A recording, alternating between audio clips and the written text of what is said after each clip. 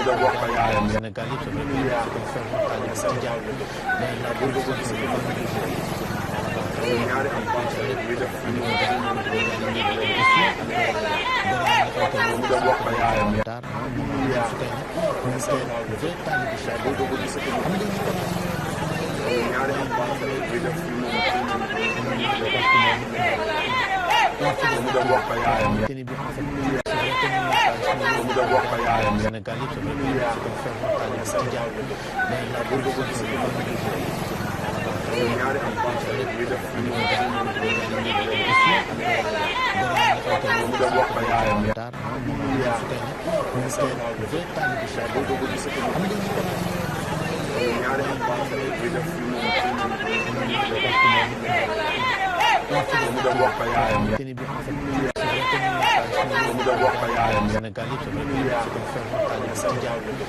la boobu